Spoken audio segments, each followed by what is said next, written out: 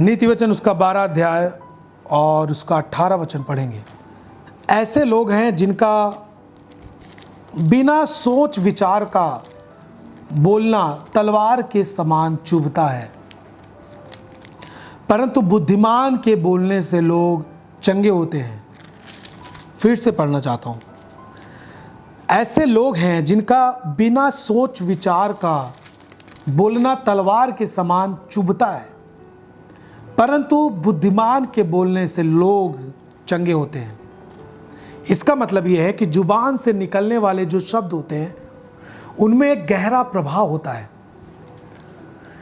केवल परमेश्वर का बोलना ही प्रभाव नहीं डालता है, परंतु परमेश्वर की बनाई हुई हर सृष्टि की जुबान का निकला हुआ वचन प्रभाव डालता है।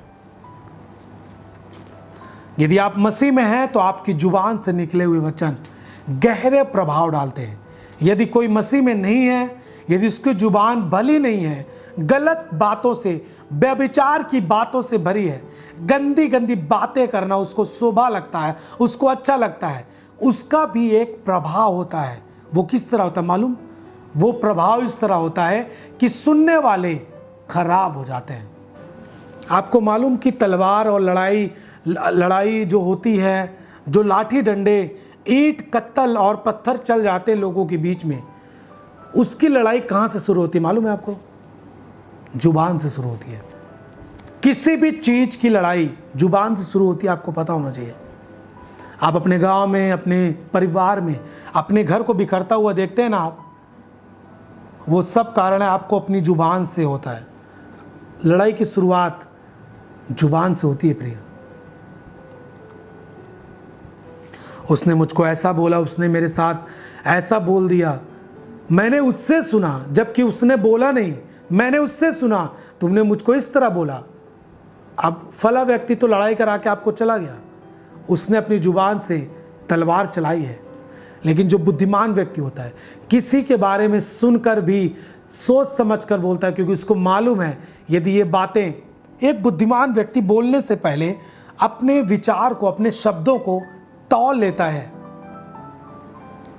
और यदि उससे गलती से निकल भी गया तो उससे वो पश्चाताप करता है और उसकी बातों से जो प्रभाव हो चुका है उसको खत्म करने का प्रयास करता है और वो सफल भी होता है। लेकिन एक व्यक्ति जिसकी आदत यही है बक बक करने की, लड़ाई करवाने की, गलत बातें बोलकर, उसको अच्छा लगता है कोई लड़े, दो परिवार लड़े, उसको बहुत मजा आता है। आपको लगता होगा क्या ऐसे भी लोग होते हैं? मैं आपको बोलना चाहता हूं, ऐसे भी लोग होते हैं दुनिया में, परिवार में, गांव में, जिनको दो जन लड़े और उनको खूब मजा आता है। वो शैतान की संतान है, शैतान का मन उनके अंदर है, उनको अपनी जिंदगी को बदलना चाहता है।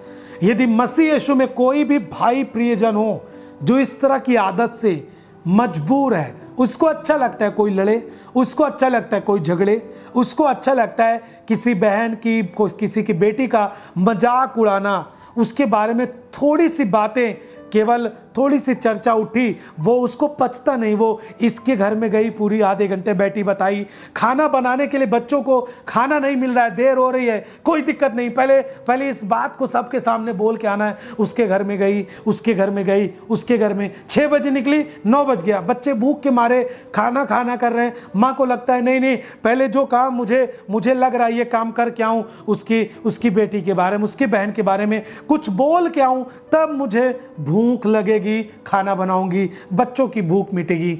चुगली करने वाले इस तरह होते हैं। यदि आप मसीही हैं और आपके अंदर ये आदत है, आपको इससे बाहर होना पड़ेगा। इस तरह काम करने वाला व्यक्ति अपनी जिंदगी में कभी जीवन को नहीं देखता। वो खुद पाप में रहता है, वो धीरे धीरे पाप में नहीं है तो पाप में चला जाएगा, कोई उसे बचा नहीं सकता। परमेश्वर भी अपना हाथ उसके ऊपर से हटा लेता है। कितना भी बोले मैं यीशु को जानता हूं, मैं मसीह को जानता हूं, 20 साल से चर्च जाता हूं, काम 6 महीने के विश्वासी का भी अंदर नहीं है। कैसे विश्वासी हैं आप? मैं आपको फिर से बोलना चाहता हूं, आपके जुबान से मीठा और खारा जल बातें नहीं आ सकती एक ही आप चला पाएंगे। बुराई करने वाले लोग होते हैं, उनकी आदत होती है प्रियजन। नीति वचन में कई जगह इसके उदाहरण हैं। बुराई करने वालों के जो पैर है ना, बहुत तेजी से दौड़ते हैं। वो अपने काम को छोड़ देते हैं, दिन भर के काम, मजदूरी 400 रुपया पाएंगे लेकिन उसको छोड़ देंगे। लेकिन उनको बुराई का कोई पॉइंट मिल गया, बुराई करने के लिए कोई चीजें मिल गई, तो घर घर दौड़ेंगे, 4-4, 5-5 किलोमीटर कवर करेंगे, लेकिन बुराई करने बिना नहीं रह पाते। उनकी आदत होती है। जिसके विषय को लेकर बुराई कर रहे हैं उससे कोई मतलब नहीं है, वो अपने काम में बिजी है, लेकिन उनको बुराई करने में आनंद होता है। वो घर घर गांव गांव सुसमाचार को तो नहीं फैलाते हैं, मसीह के कामों का, आत्माओं को बचाने का उनको नहीं पता होता है कि मेरे इस बातों के द्वारा सामने वाले विश्वासी को यदि मैं बोलूंगा उसकी जिंदगी में क्या प्रभाव होगा। वो प्रार्थना में कमजोर होगा मेरी बातों से कि प्रार्थना में मजबूत होगा। मेरी बातों से वो विश्वास में मजबूत होगा कि विश्वास में कमजोर होगा। उनसे इससे कोई मतलब नहीं है। वो चाहते हैं कि जैसा मैं हूं वैसा ये भी बने, मेरे काम को ये पूरा करें। मैं इससे बताऊं, 4 किलोमीटर 5 किलोमीटर उसके घर जाके बताते हैं, गांव गांव में टहल के बताते हैं। फिर उनका लक्ष्य होता है कि ये व्यक्ति मेरे काम को पूरा करे। फला व्यक्ति चर्च से निकल गया, फला व्यक्ति ने ये किन लिया, फला की गाँव में फला ने ये कर दिया, उसकी बेटी ने इस तरह किया, उसके बेटे ने इस तरह किया, उसकी बहू ने इस तरह किया, उसके सास ने इस तरह किया।